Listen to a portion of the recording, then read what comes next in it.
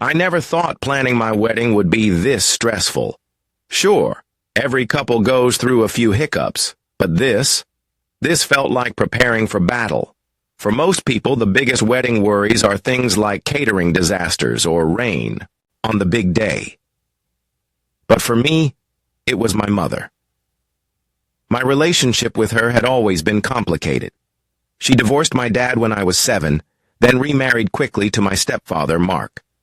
Unlike her, Mark was steady, reliable, the kind of father figure I needed. So, when she divorced him too, I moved in with my dad and stepmom, distancing myself from the constant chaos that seemed to follow her. Over the years, my mother jumped from one relationship to another. Each time, she declared the man was the love of her life, until he wasn't. She never did anything with me unless her boyfriend was involved. At 25, I finally set a boundary. If she couldn't spend time with me without her latest boyfriend, then I didn't want to be involved. She was furious, but after some time apart, she agreed to respect my wishes. Since then, we've only seen each other a few times a year. I knew she wasn't happy about it, but I had accepted that our relationship was never going to be what she wanted. I thought we had found a balance. Until I got engaged. I was marrying the love of my life, my partner of 10 years. We were planning a small backyard wedding, nothing fancy, just a cozy, intimate BBQ with close friends and family.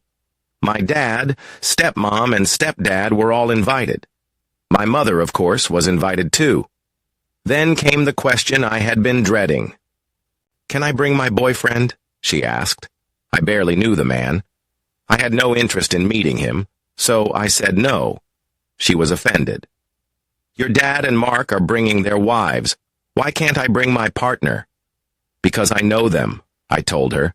That's when she started to cry, accusing me of treating her unfairly. My fiancé and my sister thought I should just let it go. What harm could it do? But to me, this wasn't just about the wedding. It was about years of exhaustion, years of being sidelined for whatever man was in her life at the time. I stood firm. Little did I know, this was just the beginning of the storm. For days, my mother bombarded me with texts and calls. At first she was pleading, then she was guilt-tripping. Finally she was just furious. "If you don't want me there, just say it," she texted. I sighed, setting my phone down. She always turned things into a drama where she was the victim. I wasn't playing along, but she wasn't done yet. One afternoon, she called me out of the blue. "Is it true you're not having alcohol at your wedding?" she demanded. "Yes," I said. She scoffed. "That's ridiculous. A wedding without alcohol is just a boring dinner party." I clenched my jaw. "Mom, we made this decision for a reason. My fiancé's brother has a drinking problem and—" "Oh, please," she cut me off. "That's not my problem. You're punishing everyone just because a couple of people can't handle their drinks." I took a deep breath. "It's final, Mom. No alcohol. End of discussion." That's when she snapped. "You're trying to humiliate me. You want me to sit there completely alone, sober, while your father and stepfather parade around with their wives?" I pinched the bridge of my nose. "Mom, this isn't about you. It's always about me," she yelled before hanging up. I stared at my phone. That was the truest thing she had ever said. Days before the wedding, my mother texted me one last time. "I know where I'm not wanted. I won't come." I sighed in relief, but that relief was short-lived, because 2 nights before the wedding, my phone rang. It was my uncle. "Your mom was arrested," he said. I felt my stomach drop. "What?" She got into a fight with her boyfriend. She was throwing wine bottles at him, and he locked himself in the bathroom and called the cops. I closed my eyes. Of course this was happening now. "She's in the hospital," he continued. "They think she might have alcohol-related dementia, and her liver is failing." For a moment, I didn't know what to feel. Sadness, guilt, anger.